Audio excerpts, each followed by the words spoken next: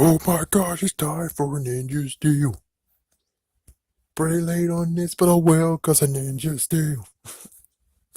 Oh, let's start this freaking show on Ninja Steel. Let's see, this is episode 17? Yeah, I think it's episode 17, if not 16, either way. And of course, normally it's episode 38 altogether. So, anyways, let's get started, shall we? So we start on the ship, and it looks like the power star that was missing actually will be used right now as a play. So, anyways, on the spaceship of the freaking aliens, excuse me, six skull gators. The plan is getting six skull gators, fusing them by magic, and using the fusion star to create a monster. And that's the plan of Tynamon. But Bundora says it will never work. And it looks like now we're establishing that the power stars can only be used and activated if it hears a voice that actually is recognized, like ranger wise. It's like, if so, then why in the world was Mick and Brody and Levi's dad able to use the power star then? Unless you're trying to say that they registered because they actually had a ranger star. As soon as they had ranger stars, then they're actually able to most likely use the other ones. Yeah, but it's kind of sucky that you decided to put that tidbit in just now. It's like, oh, let's just put that in right now. Yeah, I'm like, since when that was a rule? Since when? It's like, yeah. So no wonder they were like, oh, well, we can't use the evil power star that we secretly have. Yeah, we can't show any of that. So that makes sense of why all this time freaking Madame Odious doesn't even use the power star she secretly has that has magic in it. Okay, fine, freak it. So let's see, nice banter between the three of them. Just like, oh, it's gonna be tiny. It's like, oh, teeny weeny and stuff like that. Basically, just hinting the fact of Tynamon. His name means more than just a name. So then the first part of his plan is to actually steal a voice. So we get to go to the junkyard. In the junkyard, they're actually all in ninja gear. Mick has something to show them. A brand new power star. And I'm like, wait, how? I'm pretty sure all of the Ninja Steel, Super Ninja Steel is gone, right? I'm pretty sure all of it's gone. How were you able to make one more star? So anyways, it's actually relies on gold energy and also the newest blade that they have, the newest weapon. And it's a new mode for him. It will unlock a new mode. And it's like, wow. In the original one, he actually had to work for it. Here, it's like I see what they were talking about. The fact that they were like, oh yeah, in Power Rangers, when it comes to stuff, they don't work for it, and it's like, yeah, but in Super Sentai, they work for it, and it's like, sadly, this is one of the good examples. Let's sidestep. Kenji, he actually had some issues. It's like some freaking damn things that he had to freaking damn do. I mean, holy frick. I mean, he went from getting scratched by a werewolf, that monster dread claw or something, that dummy who's flicking toenails. Yeah, he actually scratched Kenji, and Kenji actually was turning into a werewolf, kind of. So he actually had to go to QAmon, aka Lady Odious, and Lady Odious kind of backstabbed him and gave him some evil energy, which was just making him even more evil. So then he was like, oh, well, I know an easier way to do this. All you have to do is go find a demon blade. And of course, we know it as the superstar blade or saber, whatever.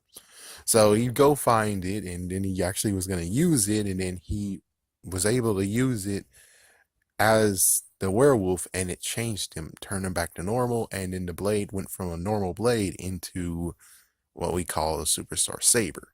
And with that, that unlocked a new mode for him.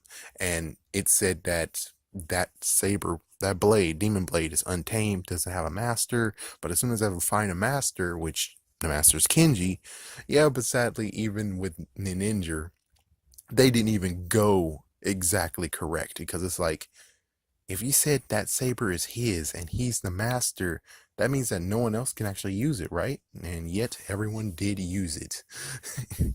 So he didn't have a star to become, you know, the superpower, the super form of himself. No, it actually was the saber itself. The blade itself actually unlocked that form for him. So, just saying, he had to go through a lot of stuff to get to that form. As for here, it's just given to Levi. Mm-hmm. Even though he had like a little hardship. So, anyways, Tainomon actually stole his voice by magic. Well, it turns out they switched. Yeah, so well, it took his voice. That's what I thought, but he switched his voice. So now he has Tainomon's voice. So at school, they try to figure things out of what's going on, and of course, Sarah concludes exactly what we already know just now, a few minutes ago, that the voices are needed to be a ranger. Their voice need to be ranger. So Levi is thinking about the career. His career is over now, and Preston can't reverse it, or at least he doesn't think so. And he's like, I have no idea what spell it is, but okay, I'll try to attempt it. Then we get to Victor and Monty mocking his voice. And Brody says it's some kind of freaking illness of some sort. I don't know what the freaking name of it was, but it's pretty damn stupid. So, yes. Someone adds, no, yeah, it was Haley. Haley adds that it's contagious. It's like, well, number one, if the principal hears about this, chances are she would have sent Levi home. Chances are, number one. And number two is like, then if it's contagious, why the hell you guys are hanging around with him? And why the hell does he not have a freaking mask on to make sure it doesn't spread? I'm just saying. I'm just saying, which I guess that's just insults the intelligence of Victor and Monty, I guess. So in the HQ, Preston found a spell, and the sucky part is that the spell actually turned Levi into a kid. They noted in a previous episode that when he was trying to help Haley, Haley turned invisible, so that's a good nod. That's a good idea to actually be like, yeah, yeah, remember that one?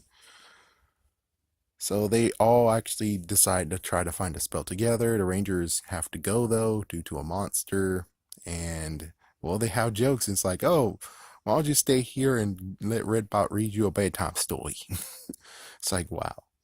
So, anyways, Tynamon actually is there, and you got the Ninja Fusion Star, and Sarah's a dumbass idiot. And it's like, how did you get it? Oh my gosh! And then Haley's like, oh yeah, well, yeah. It's like, no, no. Sarah was like an idiot, being like, oh, you can't use that, and Haley's like, wait, wait, wait, and it's like, Sarah, you just said that it. Yes, like Sarah is completely a dumbass moron at this point, where it's like she thought of it and then she didn't think of it when it actually was necessary to remember that crap.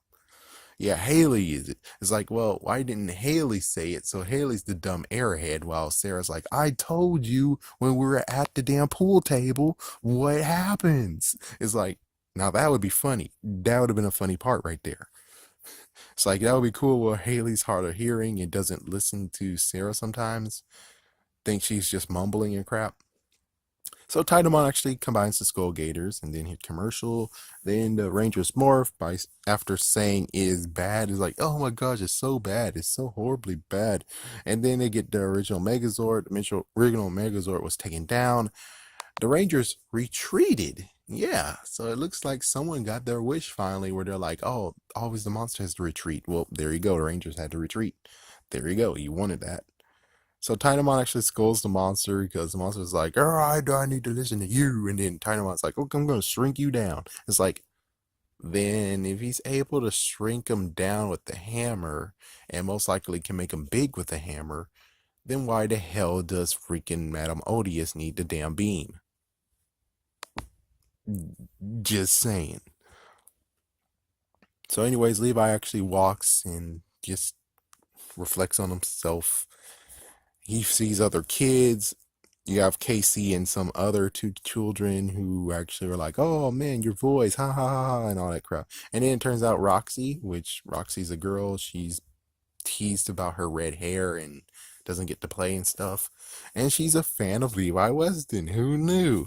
And well, she actually gave him a new meaning to a song of his, even though it's like, then why did he write it if he doesn't understand what he wrote? Does that mean that he's actually now confessing that that song might have actually have been given to him by someone else?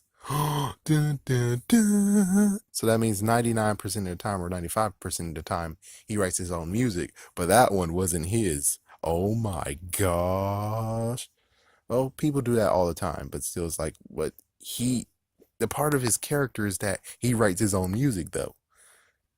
Dang. Bringing Family Guy for 1 second. It's kind of like that one time where Stewie and Brian actually drove to this lady's house, the singer's house, and he was like, "What's the meaning of this song?" And she's like, "I don't really know. I just thought it was dot dot dot." And we should really ask the person who wrote the song. It's like, "Oh my gosh, you didn't write the song! Oh, how dare you!" It's like, yeah, same exact thing. Where it's like, huh. The only way how he can get that reflection is if that song wasn't his that he written. He didn't write it. It's actually someone else. It's like, anyways, I would actually have to admit that this was a good time for the dad to make a cameo. It's cool that you had Roxy and the kids, but it would be better that you had the dad there and the dad, they walk to their house and you can actually see what the dad's been doing. Like we can remember how messed up the freaking farm and the house look, or at least the farm look. And then we actually get Levi actually walking home and we get to see the amazing improvement because, well, we haven't seen him for like some months now. Pretty sure when it comes to these months, he could have actually been working on the house. And then as soon as we see the house, it's like, holy frick. And that gives you a reason of why we haven't seen him lately. Because he's been working hard to fix the house and make the house look nice.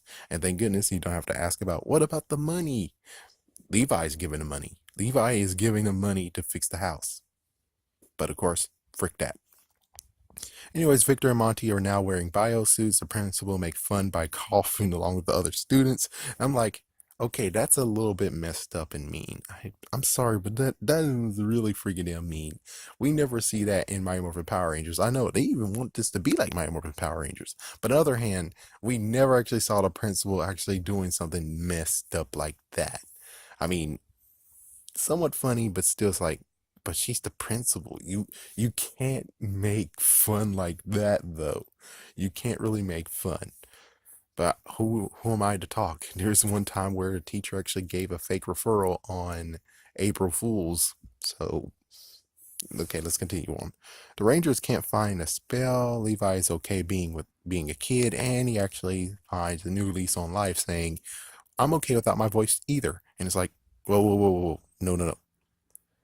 Even if you don't have your voice anymore, it's still a bad thing that the voice is still taken. Because if Tynamon still has your voice, he still can use the fusion star. He can still continue to make more monsters out of the damn fusion star. So just so you know, even though you're okay with it, the situation period is not okay with this. It's not good at all.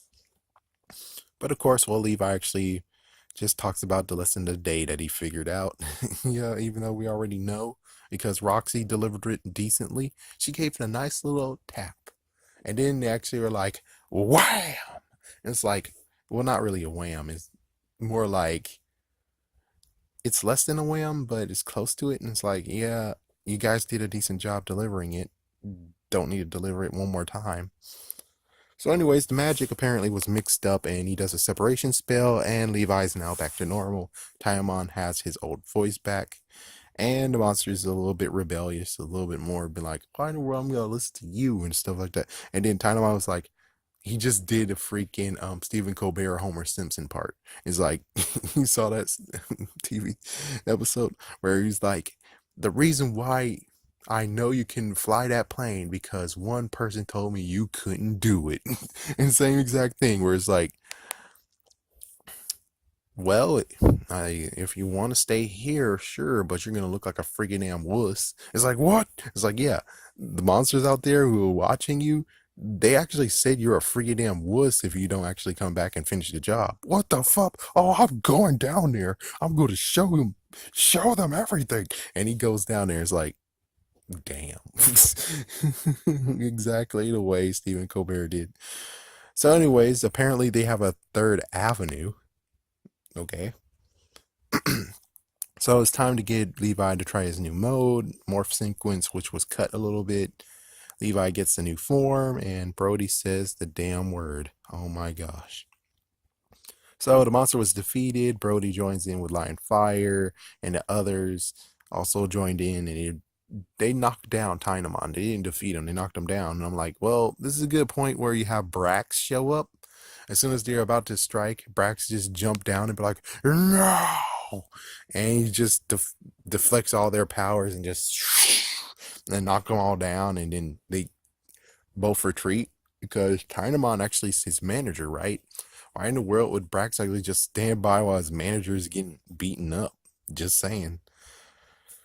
Anyways, they got their fusion star back, and Cosmo was like, "Oh man, Tynamon, you suck. You suck so bad. You suck."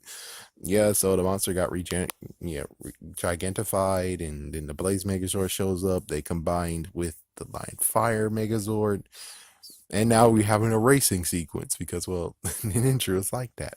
So it's like, yeah, it's kind of stupid, but okay, forget. And they have some new CGI where they actually shot blasters at the freaking monster. Then we get to summon the Ultra Star Blazooka by Levi, and the monster been defeated. So, anyways, Haley decided, yeah, after all this, Haley actually decided to ask him a little bit like, oh, well, how do you feel being yourself again? And then, of course, he does what I was hoping, which is he goes to Roxy. That was awesome.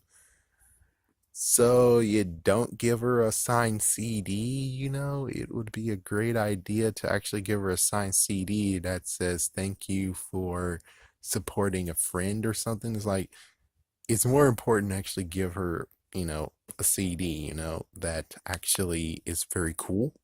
Because yeah, given she might have the CD, I'm just saying to give her an autograph as well would have actually been tops and perfect.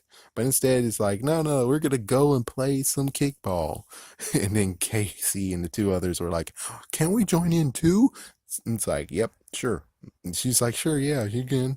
And then we have Victor and Monty, which apparently Roxy can kick. She kicks so much, she can kick so good that it actually hit the back of Victor's head, and his hazmat suit helmet came off, and then he fell in the mud. And Monty fell in the mud too. So now they're both in the mud, and all of a sudden the sludge monster that came from Goosebumps came out. And I'm kidding, I'm kidding, I'm kidding.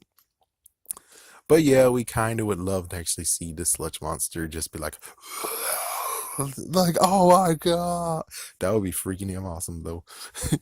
Yeah, but of course, since I'm rooting for another thing that Victor and Monty could do, yeah, we're not gonna do that. But that would be cool if the sludge monster actually was the first bad guy. uh, so what I think about this episode, they did it kind of a decent job. They did. But of course, like I said, if they had a dad return, who cares about Roxy and the kids? I mean, that's a good touch. But if you had the dad and dad actually talks to him, because, well, we haven't had any development with the two and the dad as soon as he returned. All we know is just that they had like at least a few moments and a bunch of moments off screen, but the moments off screen doesn't help build their relationship in our eyes, does it? So it would have been cool to actually have the dad, just there and talking to him, giving him some guidance and stuff like that. Because, well, he missed so many years of their lives, so why not do it now? It would be cool. And who knows, maybe they could have actually ended the sequence by actually having the dad be like, here, come on, let's play catch. Since you are a kid again, let's just play catch for a moment. Just catch up on a little bit of time and kind of have him actually feel like I didn't miss anything. But oh well, that's just how it goes. I think I did all my criticism. So stay tuned for extra content of Ninja Steel.